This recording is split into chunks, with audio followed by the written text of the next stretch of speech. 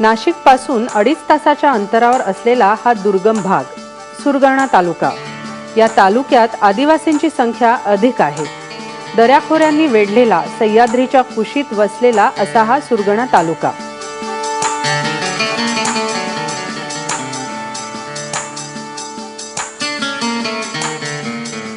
अर्धवट किंवा अजिबात ओळख नसलेली एक मोठी महाराष्ट्रातली जमात या गावात आपल्याला बहुसंख्येने आढळते. ती म्हणजे कोकणा किंवा कोकणी आदिवासी समाज.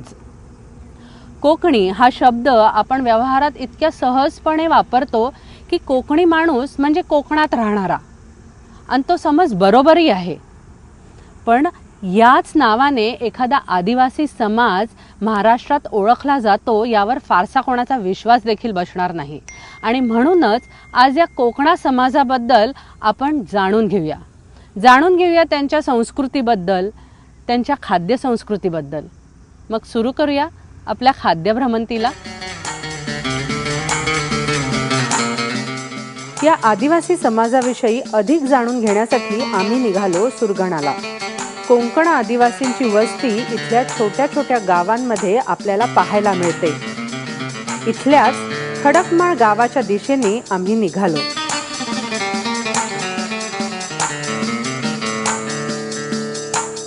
गावाच्या दिशेने जात असताना काही आदिवासी स्त्रिया आणि पुरुष जंगलाच्या दिशेने जाताना दिसल्या. शेती जरी मूळ व्यवसाय असला तरी डोंगर पायथ्याशी राहणारे हे आदिवासी आजही रानात जाऊन महुआचे फुलं गोळा करताना दिसतात. खडकमाळ गावात आम्ही पोचलो आणि आम्हाला भेटले मनोहर जाधव. त्यांच्याकडून इथल्या रूढी, परंपरा आणि खाद्य संस्कृती जाणून घेण्याचा आम्ही प्रयत्न केला.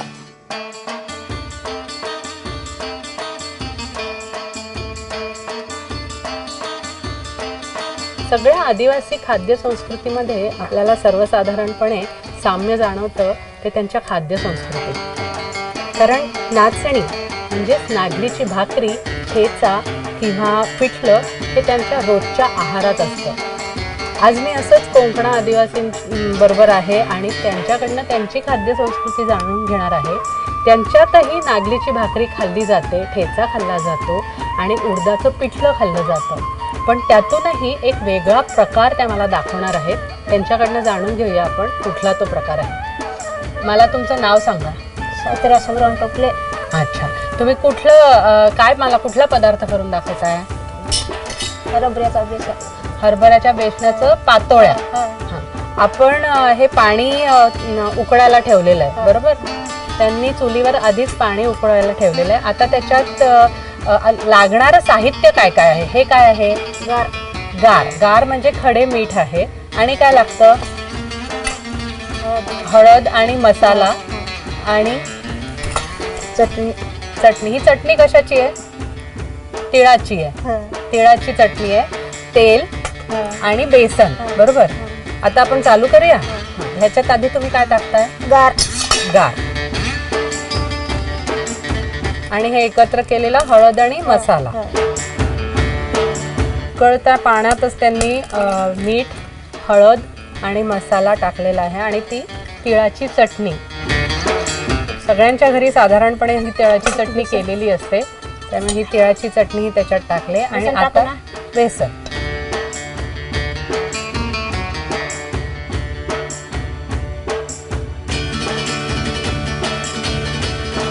आता हे छान एकजीव करून घेत आहेत, बरोबर?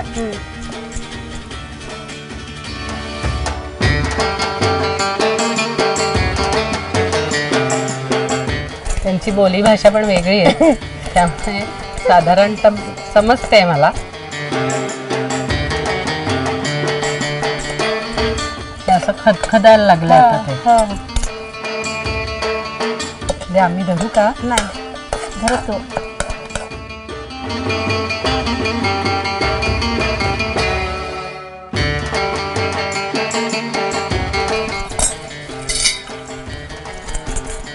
तुम्ही सांगा ते काय करतात. पाणी शिपतो.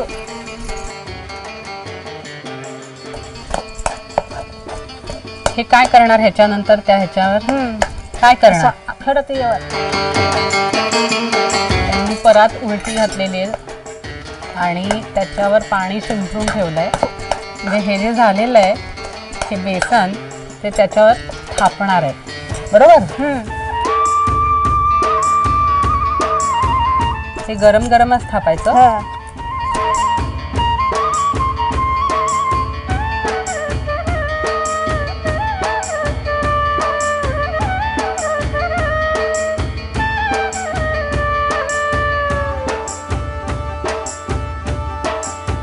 आता हे आता झालं.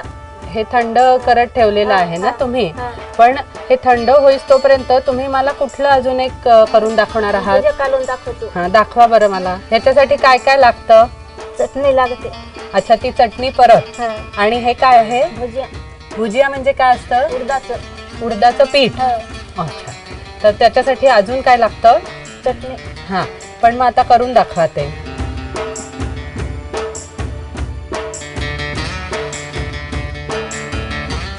आणि पाणी. हा. आणि हे हाताने कालवून घ्यायचं. हा.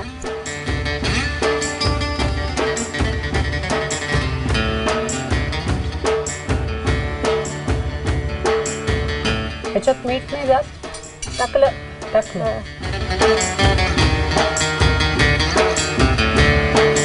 तर मग आता ते थंड झालेले हा. आहे. थंड झाल्यावर ते काय करायचं? हे कापायचं. आणि तळाय. अच्छा,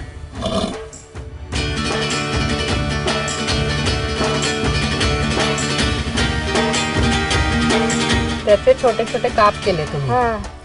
आणि मग ते आता तळणार. हा.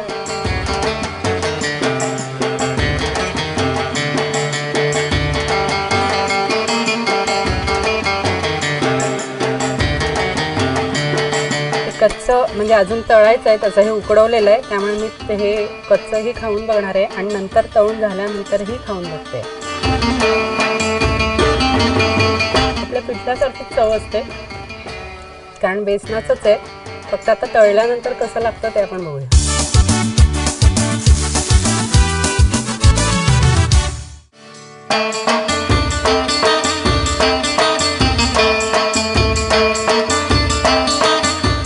कांदा बारीक चिरून घेतलाय त्यांनी. हा. आता लसूण. लसूणही चिरून घ्यायचा. हा.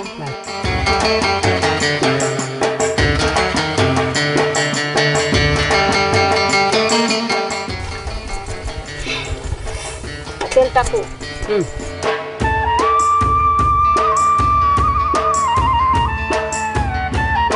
हिरवी मिरची. हा, फोडणी द्यायची का आपल्याला? हा.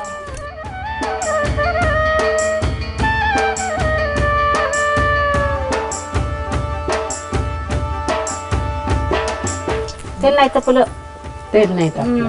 तेल तापलं की मोहरी फुटते. ती आता फुटायला लागली. टाकू कांदा.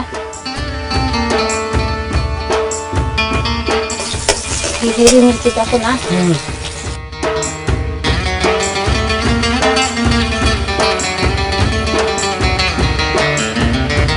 आता चटणी टाकायचं. आखो टाकू चटणी. हळद टाकू ना. टाकू पातोळ्या.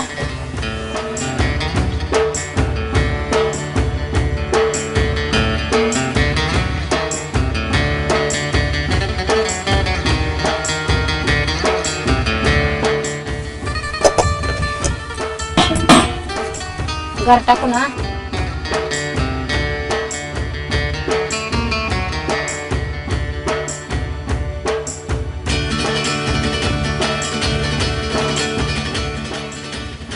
ही पातोळ्याची भाजी सारखी झालेली आहे, बरोबर? हा. भाजी.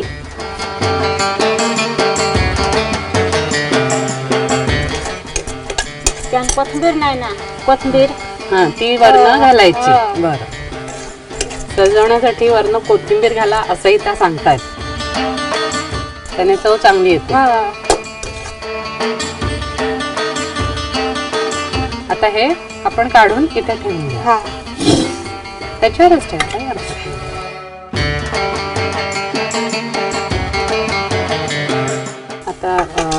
आता ना तुम्ही ते जे आहे हा.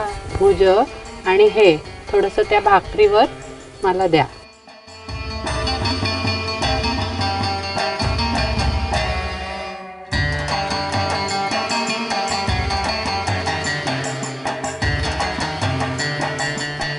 मला नाचणीची भाकरी, भुज, भुजी.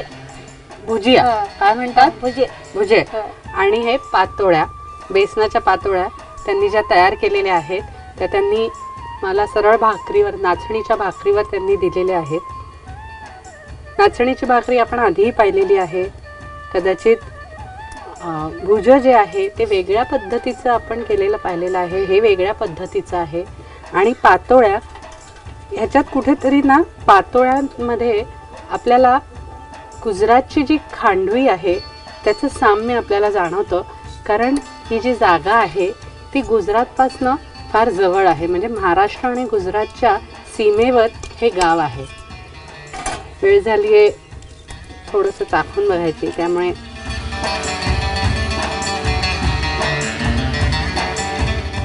उडदाचं कच्चं भुजे. पीठ आहे ते भुजिया. भुजी. ते कच्चं पीठ जे आहे त्याची चव लागते.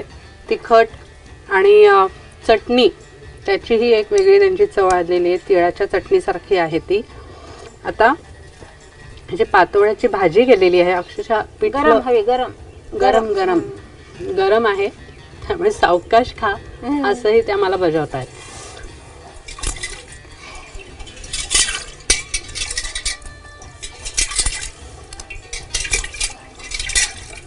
लसूण, मिरची, मसाला, कांदा, ह्या प्रत्येक गोष्टीचा स्वाद त्याच्यात लागलेला आहे.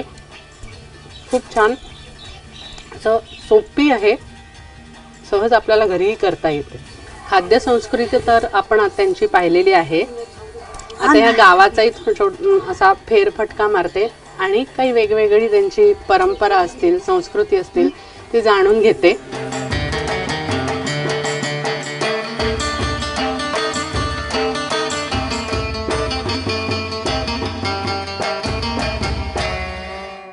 एक वेगळा पदार्थ ज्यात महाराष्ट्र आणि गुजरातच्या खाद्य संस्कृतीचा मेळ आपल्याला दिसला. आता वेळ झाली होती ती खडकमाळ गावाचा फेरफटका मारण्याची. एखाद्या चित्रात असावी तशी इथली घरं होती. मातीची पण तरीही भडक रंगसंगतीने रंगवलेली. अनेक घरांच्या दारावर आपल्याला वेगवेगळी चिन्ह काढलेली दिसतात. अनेक लाकडी खांबात कोरलेले डोंगर देव देखील पुजलेले दिसत होते. पण कडक उन्हामुळे सगळे गावकरी दारं खिडक्या लावून बसले होते. मात्र काही शाळकरी मुलं आम्हाला भेटली.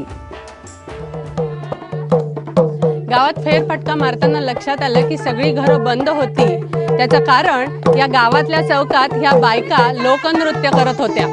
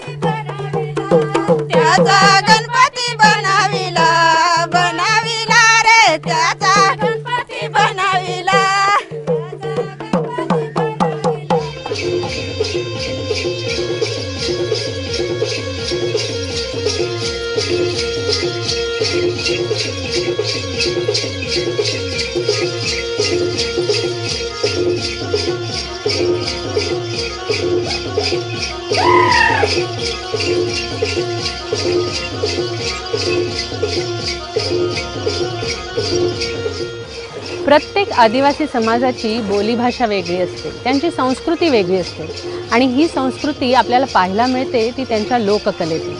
कोणाची लोकसंगीत, कोणाचं चित्रकला तर कोणाची नृत्यकला वेगळी असते.